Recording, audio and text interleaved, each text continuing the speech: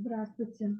Сегодняшняя наша тема посвящена кашлю, диагностике заболеваний нижних дыхательных путей, бронхит, пневмонии, бронхоэктатическая болезнь и профилактике.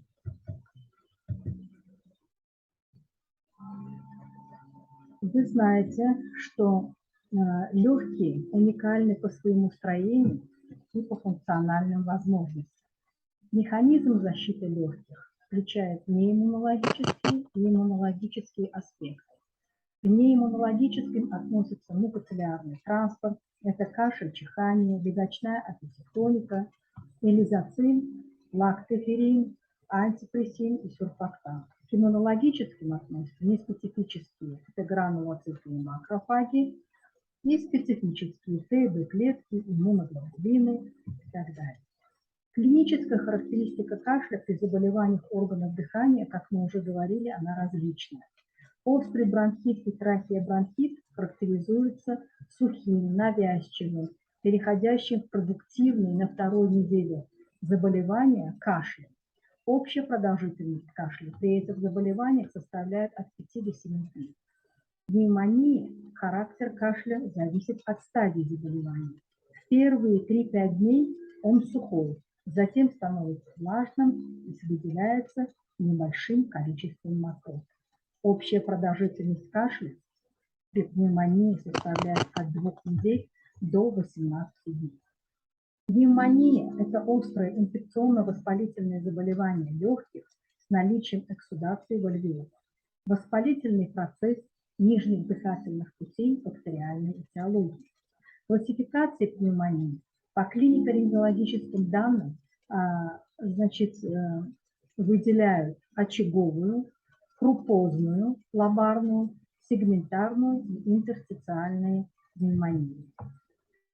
По условиям возникновения различают внебольничную, домашнюю и внутрибольничную, госпитальную или нозотомиальную пневмонию, которая развивается через 48 часов пребывания в стационаре или через 48 часов после выписки из стационара. Кроме того, выделяют вентиляционную, она наблюдается у детей, находящихся на искусственной вентиляции легких, и может развиваться в ранние сроки, это до 72 часов на ИВЛ, и позже, через 4 и более суток, находящихся при ИВЛ. Аспирационная пневмония развивается у детей в результате аспирации каких-то инородных тел. Пневмония может быть у лиц с иммунодефицитным состоянием. Кроме того, по течению различают острую пневмонию, которая развивается в течение 6 недель, затяжную от 6 до 8 месяцев и рецидивирующую. Различают легочные осложнения и внелегочные осложнения. К одним из осложнений относится дыхательная недостаточность, которая может быть первой, второй, третьей степени. При первой степени дыхательной недостаточности отдышка наблюдается при физической нагрузке, периоральный цианоз при беспокойстве, минутный объем дыхания увеличен, отношение пульса к дыханию 2,5 к 1, тахикардия, артериальное давление в норме, жизненная емкость легких снижена и дыхательный объем изменен мало. При второй степени одышка наблюдается в покое, постоянно. Цианоз периоральный, лица и рук тоже постоянно. Артериальное давление повышено, наблюдается тахикардия, уже соотношение пульса к дыханию 2 к 1,5 к 1, минутный объем дыхания увеличен, насыщение крови кислородом более чем на 25-85%, жизненная емкость легких снижена, и ацидоз составляет 30%. При третьей степени одышка более выражена, частота сердечных сокращений более 150 от нормы, генерализованный цианоз, артериальное давление снижено, пульс к дыханию варьирует соотношение, минутный объем дыхания, жизненная емкость легких и дыхательный объем снижены более чем на 50%. Насыщение крови кислородом ниже 70%, декомпенсированный ацидоз. Этиология пневмонии у детей различна. Возбудителями пневмонии у новорожденных являются грамположительные кок в этой гемолитической стрептокок, энтеробактерии. В возрасте от 1 до 3 месяцев преобладают вирусы, но могут быть и энтеробактерии, и даже стафилококкус ауреус. В возрасте от 3 до 5 лет преобладают вирусы, стрептококкус пневмония, стафилококкус ауреус. В возрасте старше 5 лет это в основном пневмококки, стрептококки, пневмония, микоплазма и хламидия. Факторами риска развития пневмонии является недоношенность, тяжелая перинатальная патология, внутриутробная гипоксия, асфиксия, родовая травма, синдром циклической рвоты и срыгивания, искусственное вскармливание, а также рахит, анемия, гиповитаминозы, белково-энергетическая недостаточность. Кроме того, пневмония часто развивается у детей с врожденными пороками сердца, муковисцидозом, пороками развития легких. При хирургические вмешательства также могут вызвать пневмонию. Наследственные иммунодефициты и хронические очаги инфекции также способствуют развитию пневмонии. Критериями диагностики является лихорадка, когда температура повышается 38 и выше градусов, озноб, кашель, вначале сухой, затем продуктивный, одышка, цианоз и дыхательная недостаточность, боль при дыхании, дети боятся глубоко вдохнуть, признаки токсикоза, это рвота, тошнота, гипертермия. К физикальным симптомам относятся укорочение перкуторного звука на области поражения и ослабление дыхания, бронхофония, постоянные мелкие влажные крепитирующие хрипы. В диагностике имеет значение анализ крови. В крови наблюдается лейкоцитоз, повышение сои, нейтрофилез, может быть содержим влево. Исследуют мокроты. К лабораторным исследованиям относится и повышение С-реактивного белка, серной мукозы. Отсутствие гематологических сдвигов не позволяет исключить пневмонию, и об этом надо помнить. Рентгенологическое исследование – это золотой стандарт диагностики. К рентгенологическим изменениям относятся наличие гомогенных теней различных плотностей и размеров, облаковидные тени, диссеминированные изменения при интерстициальной пневмонии, очагово-сливные, плотные, слабухающие границы при деструкции, прикорневые изменения при вирусных пневмониях и атолектазы при затяжном течении заболевания. Дифференциальную диагностику проводят с острыми респираторно-вирусными инфекциями, острым бронхитом и бронхиолитом, бронхиальной астмой, аспирацией инородного тела, хроническими заболеваниями легких и туберкулезом. Показаниями госпитализации являются возраст младше 6 месяцев, тяжелое нарушение дыхания и наличие дыхательной недостаточности, симптомы интоксикации цианоз, эмфиема плевры, стафилококковая пневмония, неблагоприятные социально-бытовые условия и наличие плохого ухода в домашних условиях, осложненное течение заболевания и сопутствующие хронические заболевания. К принципам терапии относятся в первую очередь постельный режим и проветривание помещения или доступ свежего воздуха, кислородотерапия, дезинтоксикационная терапия, к которой относится обильное питье и по показаниям инфузионной терапии. Обязательно антибиотикотерапия. Кроме того, проводится патогенетическая и симптоматическая терапия. Антибактериальная терапия новорожденных должна начинаться с пенициллина, внутривенного введения. Пенициллины можно сочетать с аминогликозидами. Детям от 1 месяца до 5 лет вводятся амоксициллин, препараты резерва, триметоприн, эритромицин, цифроксин. Дозировка антибиотиков зависит от возраста и от течения больного. Бета-лактамные аминопенициллины даются 10-20 мг на 1 прием. Цефалоспорины 50-100 мг на килограмм в сутки. Макролиды кларитромицин 15 мг на килограмм в сутки, аминогликозиды 15 мг на килограмм. И карботенемы от 30 до 60 мг на килограмм в сутки. При тяжелом течении используют парентеральное внутривенное введение. Алгоритм выбора противокашлевой терапии.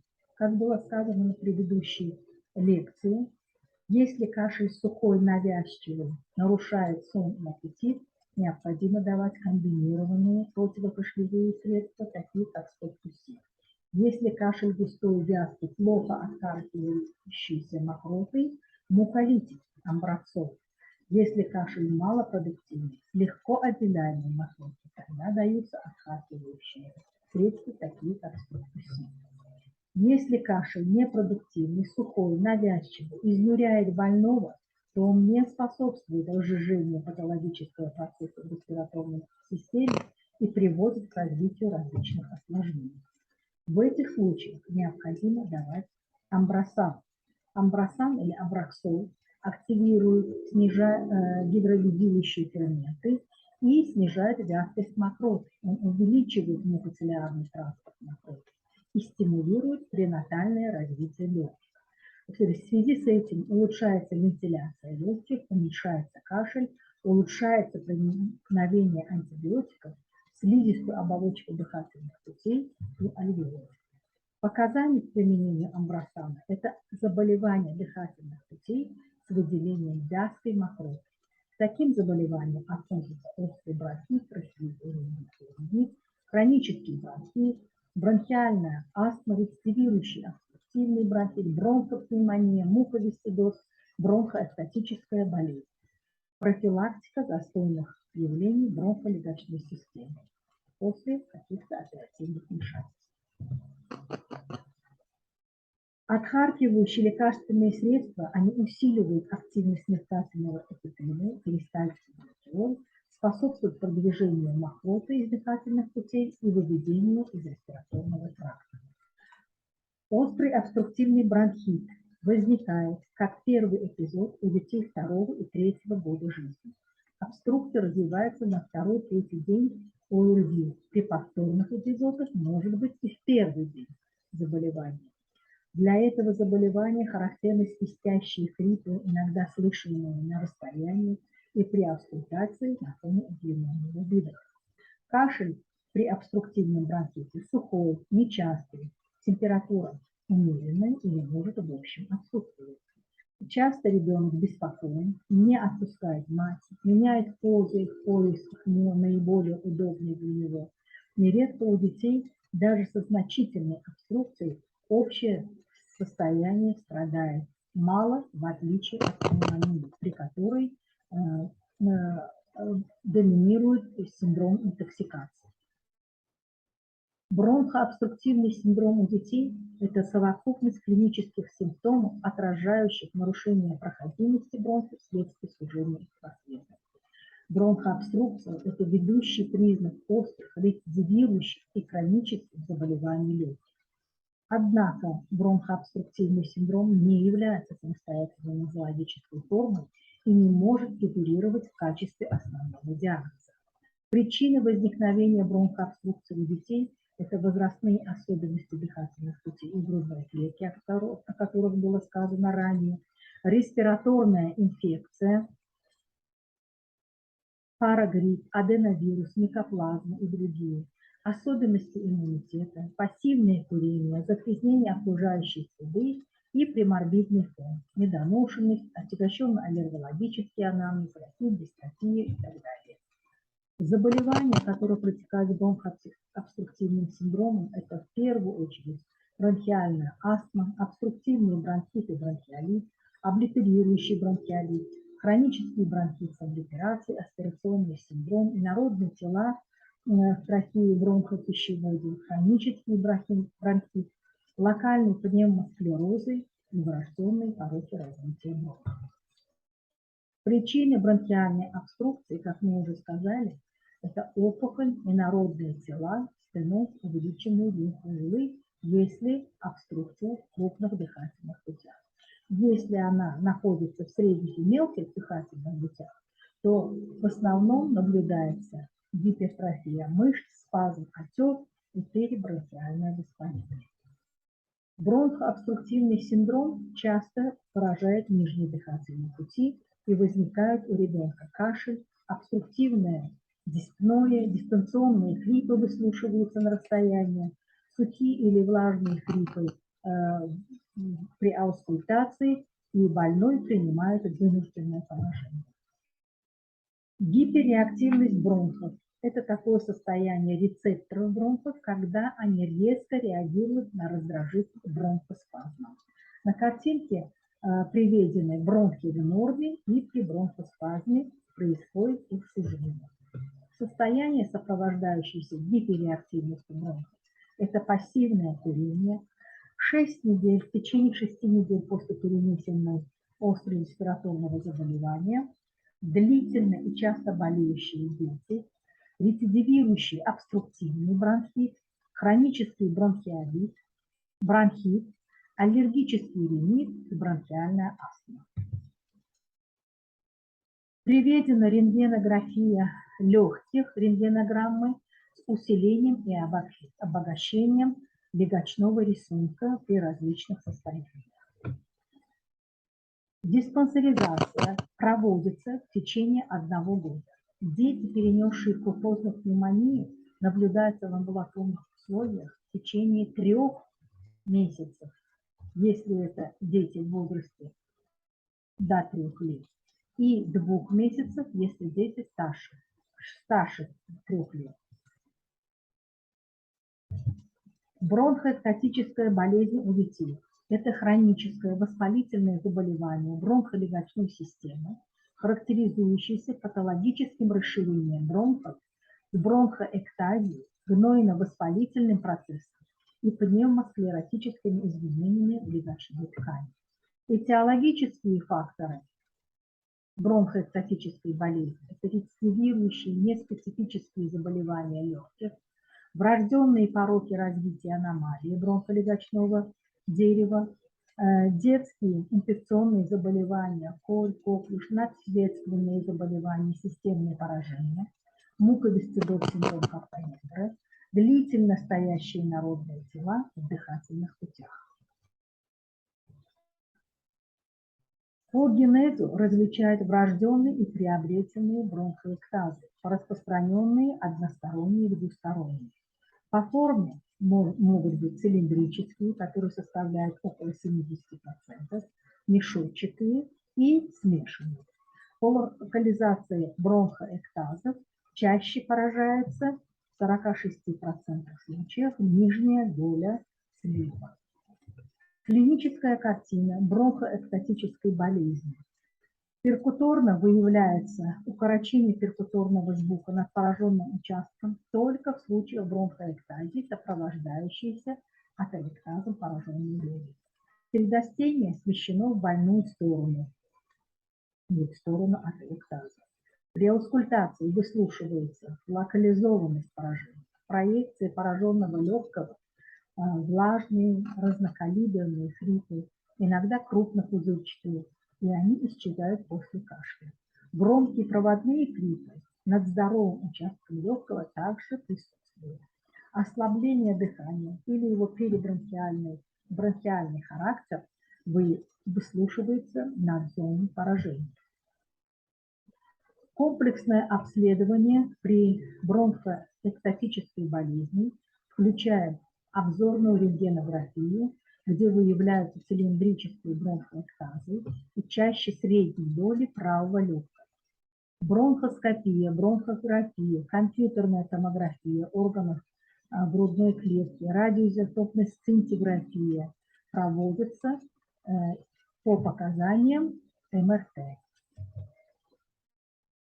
Лечение бронхоэктатической болезни консервативное, проводится при деформирующем бронхите, обострении воспалительного процесса, при наличии временных или окончательных противопоказаний к операции. Проводится санация путем ЛТК, активация кашля, постоянный дренаж, изоляция. При обострении необходима антибактериальная терапия, эндоскопическая санация. Кроме этого, проводится дезинтоксикационная терапия. В период разрешения проводится десенсибилизирующая и общеукрепляющая терапия. Диспансерное наблюдение проводится в течение длительного времени. Спасибо за внимание.